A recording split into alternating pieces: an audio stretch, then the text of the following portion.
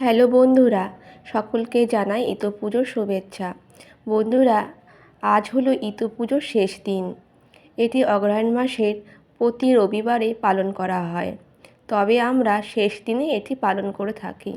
বন্ধুরা, এই ইতো পুজোর রীতি ও নিয়ম খুব মধুর, করতে খুব ভালো লাগে সকলে মিলে। তো ইতো পুজো আমরা ছোটোবেলা থেকেই করে আসছি বন্ধুরা, এবং আগামী দিনেও করব। তো ইতো পুজোর সময় আমার 3 বোন আমরা এবং মা 4 জনা মিলে ইতো ঘট আমরা পেতে আমরা নিয়ম পালন করে ফেনে ভাত এবং ফল ফলাদি মিষ্টান্ন খেতাম। অবশ্য এখন 2 দিদি তারা শ্বশুর বাড়িতে নিয়ম পালন করেছে নিজেদের বাড়িতে, আর আমি আর মা এবছর করেছি। তো দেখতেই পাচ্ছ মা এখানে সাধ্য অনুযায়ী পুজো করেছে। এখানে মা কিন্তু ইতুর পাঁচালি পড়ছে, যেটা করে।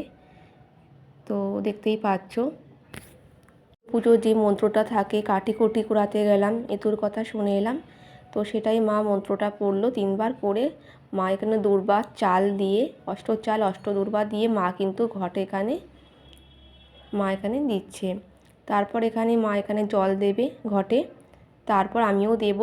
তারপর পাঁচালি পড়ে কিন্তু আমরা আরতি করে তারপরে ফেনে ভাত যেটা হয়ে থাকে সেটা মা কিন্তু এখানে বানাবে। সমস্তটাই তোমাদের সাথে শেয়ার করব, সাথে থেকো বন্ধুরা। কত সুন্দর লাগছে বন্ধুরা এই ইতো পুজো ঘটে, আমার তো মন ছুঁয়ে গিয়েছে। সবাই এখানে দর্শন করো, আশা করছি সবাই ভালো লাগবে এবং সম্পূর্ণ ভিডিওটি দেখো বন্ধুরা। ইতো পুজোর ব্রত কথা পূজা পালন করা খুবই একটি আনন্দময়। এই পুজোর দিনটা আমরা প্রত্যেক বছরই অপেক্ষা করে থাকি যে কখন আসবে।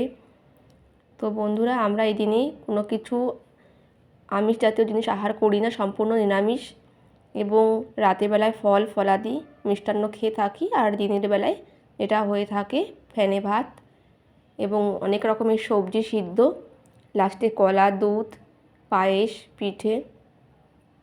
তো দেখতেই পাচ্ছ মা এখানে ঘটে জল দিচ্ছে, এখন আরতি করবে বলে মা এখানে সরঞ্জাম করছে। মা কিন্তু এখানে বসে পড়েছে পাঁচালি পড়ার জন্য।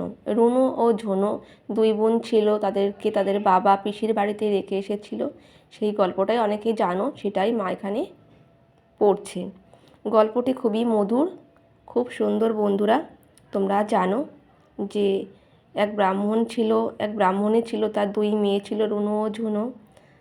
তাদের মা পিঠে করছিল বলে বাবা গুণ ছিল, তারা একটা পিঠে খেয়ে নেয় বলে তাদেরকে 2 বোনকে পিসির বাড়িতে রেখে আসার নাম করে তাদেরকে তার বাবা বনেতে ফেলে রেখে চলে আসে।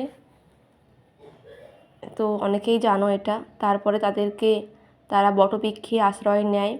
পরদিন সকালে তারা দেখে সকল গ্রামবাসীরা মেয়েরা মিলে ইতুর ঘটে পুজো করছে। তাদেরও খুব ইচ্ছে হয় পুজো করার জন্য, তারাও পুজো করে এবং বর চেয়ে নেয় বাবার রাজ্য সম্পত্তি ধনসম্পদ। তো তাদের একটা ছোট ভাই হয় এবং তাদের রাজ্য সম্পদ সমস্তটাই রাজবংশী তাদের ধনসম্পদ হয় এবং তারা বাড়ি আসে। তারপরে তাদের একজনের সাথে বিয়ে হয় এবং ছোট বোনের কোটাল পুত্রের সাথে বিয়ে হয়। তারপরে জানো তোমরা যে তারা বড় বোন মাছ মাংস খেয়ে শ্বশুর বাড়িতে যায় এবং ছোট বোন নিরামিষ আহার খেয়ে বাড়িতে যায়। তো এই করেই সমস্তটাই জানো। তারপর তারা পুজো করে, আবার তারা সব কিছু ফিরে পায়। তো খুবই মধুর একটি ব্রত কথা, আমার খুব ভালো লাগে।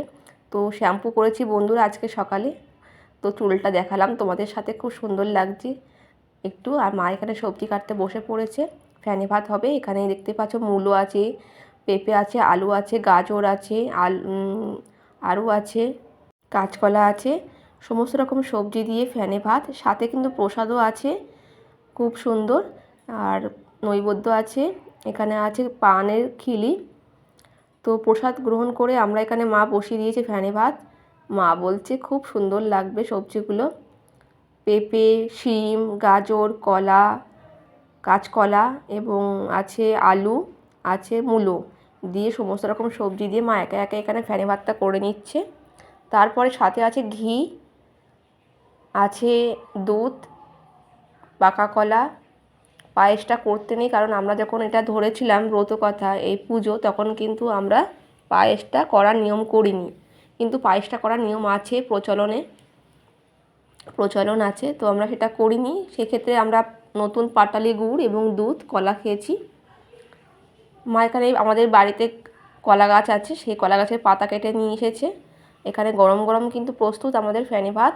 এটা ফেনে ভাত নয়, এটা হচ্ছে আজকের অমৃত, খুব সুস্বাদু। মা কিন্তু আগে থেকেই তুলে নিচ্ছে ইতু মায়ের জন্য। দেখতেই পাচ্ছ ফেনে ভাত, কলা, পাটালি, দুধ মা এখানে আগে থেকে উঠিয়ে নিচ্ছে, তারপরে আমরা এবার খাবো। প্রত্যেক বছর আমরা 3 বোনে এবং মা মিলে গোল হয়ে বসে খেতাম। এখন দিদিরা শ্বশুর বাড়িতে, তাদের নিজেদের বাড়িতে আছে, তাদের নিজেদের বাড়িতে পালন করেছে। আর এখানে আমরা বসে পড়েছি, এবার গ্রহণ করব। নেক্সট ব্লগ নিয়ে আবার হাজির হচ্ছে। টাটা বন্ধুরা।